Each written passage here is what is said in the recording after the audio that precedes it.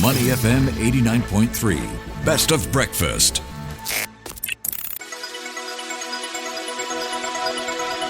The U.S. Market Update with Money FM 89.3. Good morning. Welcome to the U.S. Markets Wrap with me, Ryan Huang. And we've got green on the screen and record highs again. So let's walk through those numbers. We've got the Dow Jones Industrial Average adding 1% and higher by 463 points to 44,922.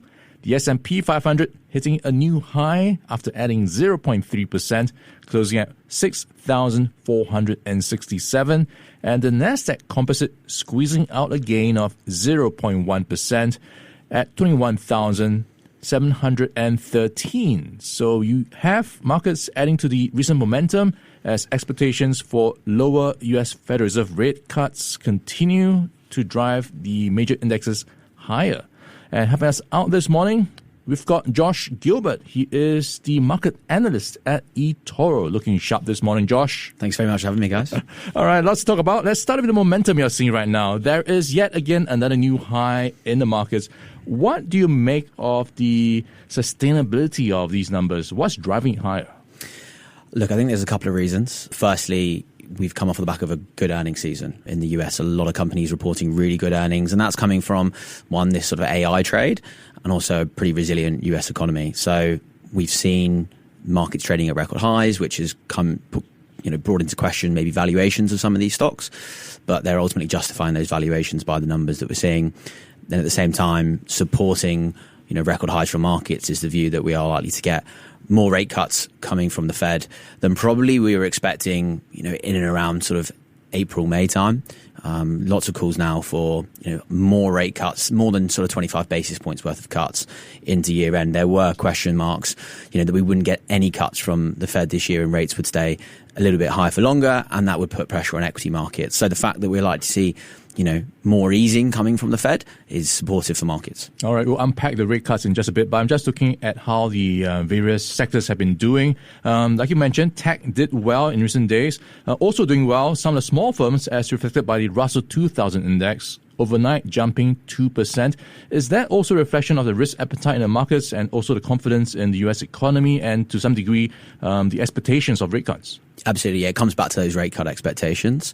Small caps are those assets that will do well from lower interest rates. These are companies that tend to have quite often more debt than some of the larger companies. So often when we see rate cut expectations coming down, that is ultimately good news for smaller caps. But also, yes, that risk appetite it's twofold. One, it's good news for these companies if rates are coming down, but also lower interest rates is also good news for investors from a liquidity perspective. We like to see more capital flowing into markets.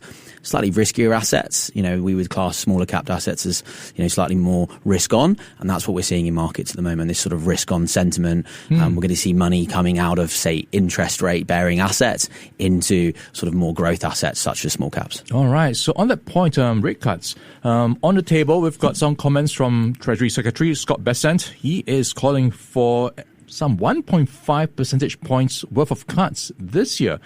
Is that realistic? Is there enough to justify such a big cut? I don't think so, no, to be blunt. Look, we think that the Fed and Jerome Powell have done a very good job this year in terms of navigating the US economy and navigating interest rates. He's been under a lot of pressure from US President Donald Trump, who hasn't got the best relationship with the Fed chair. But we believe that if we look at markets, if we look at assets around the world, that the US economy is in good light. Recent GDP readings have shown that inflation is sort of starting to come down. We had numbers on that at the start of the week. The consumer is holding up pretty well. We get retail sales numbers tomorrow out of the US also. I think we will get a cut in September. That's pretty much nailed on now. Looks like a 25 basis point cut. I feel like it's very unlikely that we get 50 basis points. But I think what we're seeing from Jerome Powell is a bit of a wait and see attitude, which I think is needed given we have a lot of uncertainty with tariffs still, unfolding and how that will impact US inflation. So for now, I think it's 25 basis points in September.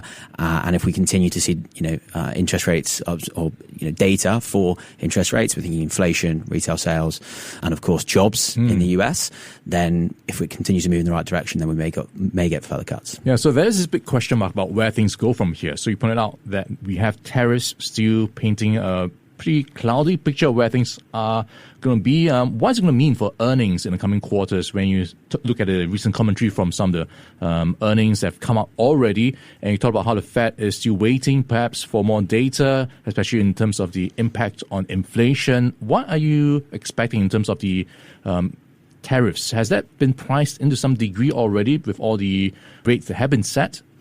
Look, I think the companies that have the highest exposure to the tariffs, or say the biggest impact to tariffs, we're hearing from them how they're sort of beginning to navigate that. So I think the really important part here is that we're looking for really strong corporate management in terms of how they're navigating this. We had some companies really early on, try and move to be able to be nimble, if you like, in terms of trying to avoid the impacts from tariffs and making sure they move manufacturing to sort of maybe different locations to avoid higher tariffs. So there certainly is going to be an impact. There is still certainly the tariff fallout to sort of come. We've obviously got a 90-day pause with China and US. That is a pause, but we still need a bit more certainty there. So I think we are going to see an impact coming in the second half of the year for those companies. Think more in terms of the producers that we see in China. So that can come back to, names like Amazon that obviously produce a lot of products, over in China. Also manufacturers of, athletics wares, Nike, Lululemon. Lululemon is one of the worst performers on the S&P 500 this year, for that reason. So a lot of that bad news has been priced into some of these names already. Yeah, talking about China, we are also seeing some of the Chinese companies like JD.com, Alibaba, Tencent, their shares rallying in the latest session. What do you make of that move? How optimistic are you when it comes to China tech? Yeah, look, it's been a contrarian trade this year. So, we've seen that China's been out of fashion now for many years. The Hang Seng has had 4 years of declines. And this year we're sort of seeing it come back, a rally and sort of outperforming broader markets. So when we look at China tech specifically, it's been unloved for a few years, simply because of the risk premium that's there in terms of regulatory pressures from, Beijing. But we saw overnight Tencent, handing down numbers, really strong results, profit jumped more than expectations, revenue growing, a huge cash balance, which is, really important when we're seeing this sort of AI trade continue to grow. They're continuing to see a bigger net profit contribution coming from AI. And that is something that we expect from Alibaba as well. And that's a name that we believe is undervalued when it comes to the AI trade. Again, it's underperformed over the years, but we think that there's opportunity within China tech, particularly around that AI trade, just simply because it's been unloved for so long. It's been an area that investors have felt difficult to allocate to. But when we look at their cash balances, the amount of money that these companies are making, and that they can actually contribute towards that growth around data infrastructure, data centers, etc., there's certainly opportunity there. Yeah, talking about opportunities, where else are you seeing opportunities in the markets? For example, crypto has been on a bit of a run this year.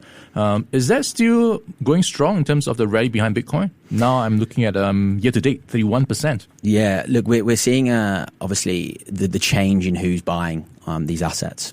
So particularly when it comes to crypto, we are sort of seeing institutions come on board in a bigger way than ever before. And that's, a big thanks to sort of those ETF launches that we've seen in the US. And I think if we talk about crypto, if we talk about, AI and we talk about EVs, one of the big things that are driving all of those, technology advances is going to be energy. So that's an area that we're looking at very closely is energy. If we think about the picks and shovels of things like those trades, we need to power, EVs, we need to power, the high intensive crypto, algorithms and these types of things. So we're looking at energy advances. So whether we agree with it or not, nuclear energy is coming back to the fold again. Microsoft and Meta have both secured deals in recent times with Constellation Energy to buy off-grid power. I think that's going to be something that we continue to look at because these are power-hungry assets that are going to need to be fed over the years ahead. So we're certainly looking towards energy as an area of the market that we find quite attractive, especially with those picks and shovels, as I say, trade of those assets. Talking about picks and shovels, so how are you viewing gold right now? Are you into the picks and shovels in the sense going to mining companies or going to gold spot prices? Look, we're seeing investor interest really high for gold right now, and we're continuing to see an allocation there. Whether that's come this year from the sort of the risk that we saw from tariffs coming at the start of the year, that sort of level of uncertainty. We're also seeing central banks continue to allocate to gold in record levels. But we are also seeing that move to miners. Evolution Mining, an Australian company that has exposure to gold and to copper, produced a pretty impressive report yesterday. A huge jump in net profit, huge jump in cash, and also really looking at sort of further M&A activity as well. So really what it tells us is that gold is going to be continuing to be allocated to portfolios over the year ahead. We've sort of heard from investors that it's something that when you're sat at record highs like we are for so many assets, there is that sort of slight worry that, okay, is there going to be a correction that sort of comes through? We are, conservatively optimistic on markets at the moment because we believe that record highs can beget all-time highs, right? We continue to see that from markets over the years. But it's always nice to have something, a bit of stability in the portfolio, and gold has absolutely offered that over the years, and it's sort of been a staple in portfolios. So whether that's, allocating to higher risk assets such as crypto these days, I think having a bit of gold in the portfolio, helps the portfolio shine. Yeah. So gold up some 30%, which is 3 times as well as how indexes are performing, at least the S&P 500. Still on commodities, just a quick one. You mentioned energy is a place to look at. Is that also covering the space of oil, which is now looking at a drop in terms of price, down some 12.5%? Where are you when it comes to oil prices and the play there? Yeah, I think when we look at oil, again, it's probably more heavily exposed to those sort of geopolitical tensions that we've seen, over the last 12 months, and obviously tariff concerns, again, heavily affected by that.